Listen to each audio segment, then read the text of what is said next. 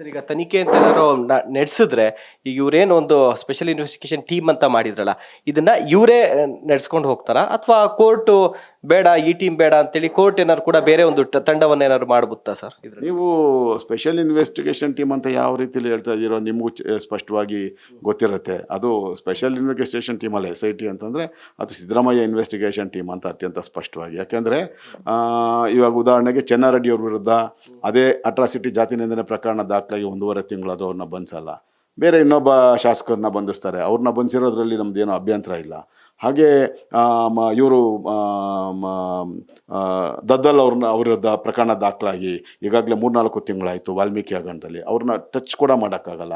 ಅವರು ಇಡಿ ಅಧಿಕಾರಿಗಳು ಬಂಧಿಸೋಕೆ ಬರ್ತಾರೆ ಅಂತಂದರೆ ಅವರು ಹೋಗ್ಬಿಟ್ಟು SIT ಮುಂದೆ ನಾನು ಅರೆಸ್ಟ್ ಮಾಡಿ ಅಂತ ದೈನೇಶಿ ಸ್ಥಿತಿಯಲ್ಲಿದ್ದಂಥ ಒಬ್ಬ ಭ್ರಷ್ಟ ವ್ಯಕ್ತಿ, ಇವರ ಪಕ್ಷದ ಶಾಸಕ, ಅವ್ರ ವಿರುದ್ಧ ಯಾವುದೂ ಕ್ರಮ ತಗೊಳ್ಳಲ್ಲ.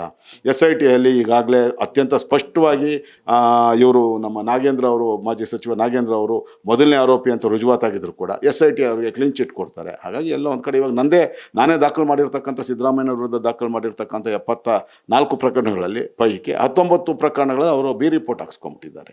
ಆ ಬಿ ರಿಪೋರ್ಟ್ನ ಪ್ರಶ್ನೆ ಮಾಡಿ ನಾವು ಉಚ್ಚ ನ್ಯಾಯಾಲಯದ ಮತ್ತು ಬೇರೆ ನ್ಯಾಯಾಲಯಗಳ ಕದ ತಟ್ಟಿದ್ದೀವಿ. ಈಗಾಗಲೇ ಜನಪ್ರತಿನಿಧಿ ನ್ಯಾಯಾಲಯ ಅಂಥ ಒಂದು ಬಿ ರಿಪೋರ್ಟನ್ನು ರದ್ದು ಮಾಡಿ ಮರು ತನಿಖೆಗೆ ಆದೇಶ ಮಾಡಿರ್ತಕ್ಕಂಥದ್ದು. ಈ ರೀತಿ ಅವ್ರಿಗೆ ಬೇಕಾದ ಹಾಗೆ ಇವರು ಮಾಡ್ಕೊಳ್ಳುವಂಥದ್ದು. ಹಾಗಾಗಿ ಸಿದ್ದರಾಮಯ್ಯ ಇನ್ವೆಸ್ಟಿಗೇಷನ್ ಟೀಮು ಸಹಜವಾಗಿಯೇ ಇವ್ರ ಪರವಾಗಿ ಅವರು ಬಿ ರಿಪೋರ್ಟನ್ನು ಕೊಡುವಂಥದ್ದು, ಕ್ಲೀನ್ ಚಿಟ್ಟನ್ನು ಕೊಡುವಂಥದ್ದು. ಹಾಗಾಗಿ ಅದ್ರ ಮೇಲೆ ನಮ್ಗೆ ಯಾವುದೇ ಕಾರಣಕ್ಕೂ ನಂಬಿಕೆ ಇಲ್ಲ. ಆದರೆ ಪೊಲೀಸ್ ಅಧಿಕಾರಿಗಳು ಸಮರ್ಥರಿದ್ದಾರೆ. ಆದರೆ ಇವರ ಅಧಿಕಾರವನ್ನು ದುರುಪಯೋಗ ಪಡಿಸ್ಕೊಂಡು ಇವತ್ತು ಪೊಲೀಸರನ್ನು ತಮ್ಮ ಕೈಗೊಂಬೆಗಳನ್ನಾಗಿ ಮಾಡ್ಕೊಂಡಿರ್ತಕ್ಕಂಥದ್ದು ಯಾವುದೇ ಸಂದೇಹ ಇಲ್ಲ.